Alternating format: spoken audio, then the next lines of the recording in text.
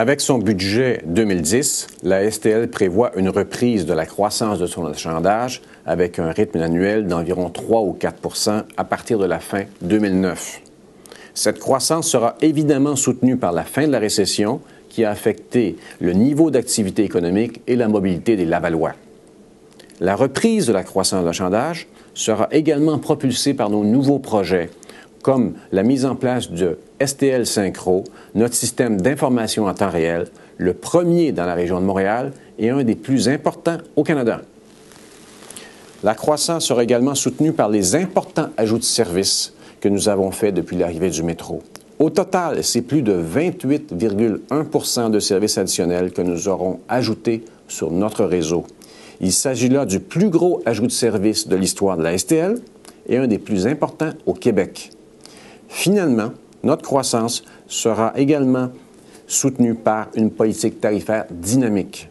En 2010, des changements mineurs seront apportés à notre grille tarifaire régulière. En effet, les titres mensuels locaux augmenteront de 1,5 $ pour les titres ordinaires et étudiants, alors que la hausse ne sera que de 1 $ pour les titres réduits. Les blocs de 8 passages augmenteront de 25 sous, tant pour le tarif ordinaire que réduit. Finalement, le paiement au comptant augmentera de 15 sous pour s'établir à 2,75 $, un des plus bas au Québec.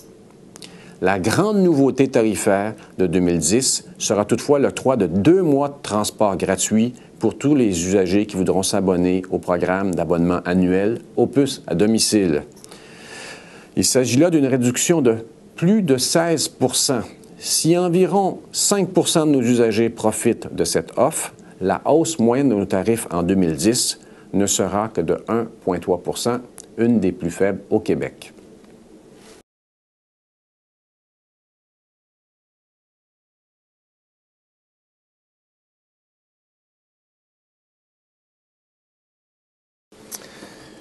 Le budget de la STL de 2010 est en hausse de 7,4 millions par rapport à l'exercice précédent.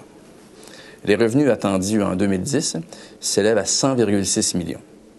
Plus de la moitié de ce montant provient de la contribution de la Ville de Laval, qui progresse de 4,9 % pour se chiffrer à 53,6 millions. Quant aux charges, elles augmentent de 5,6 % en raison principalement de l'amélioration constante du service, ce qui a des répercussions sur la rémunération, le carburant, l'entretien et la réparation des véhicules. Quant au programme triennal d'immobilisation, le PTI, il s'élève en 2010-2012 à 106,4 millions de dollars, soit environ le même montant que le PTI de l'année précédente, bien que sa composition diffère légèrement. Ce PTI s'inscrit dans un contexte très favorable puisque le programme de financement des infrastructures locales, la SOFIL, est reconduit avec 700 millions de dollars à partager entre les sociétés de transport du Québec pour la période 2010-2014. Le PTI touche 3 grands volets. Tout d'abord, l'achat de véhicules, qui compte pour 50 % des dépenses. Ensuite, les dépenses reliées au bâtiment, qui accaparent 24 % des sommes à investir et qui touchent principalement l'agrandissement de notre centre des opérations. Ce projet est évalué à près de 25 millions de dollars. Enfin, 24 % des montants inscrits au PTI touchent à des projets de modernisation ou de maintien de nos systèmes technologiques.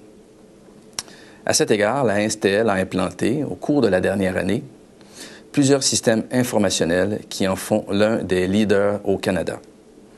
Ainsi, l'ensemble de la flotte est maintenant équipé d'un système de positionnement par GPS et la gestion des opérations se fait maintenant avec un système automatisé d'aide à l'exploitation, ce qui nous a permis d'améliorer significativement la ponctualité des autobus. La clientèle profitera également directement de ces avancées technologiques. En effet, avec le nouveau système STL Synchro, qui indique à nos usagers le nombre de minutes avant l'arrivée de leur autobus à leur arrêt. L'installation de caméras dans les véhicules augmentera également de façon notable le sentiment de sécurité des usagers et des chauffeurs. Les investissements au PTI 2010-2012 sont financés à 73 % par le ministère des Transports du Québec. La dette totale de la STL, qui s'élève à 51,9 millions de dollars au budget 2009, passera à 55,3 millions en 2010, puis atteindra 58,2 millions en 2012. La portion de la dette assumée par la Ville de Laval passera quant à elle de 23,7 millions à 21,9 millions durant la même période. C'est une baisse significative de près de 8 compte tenu des nouveaux programmes de subvention en vigueur.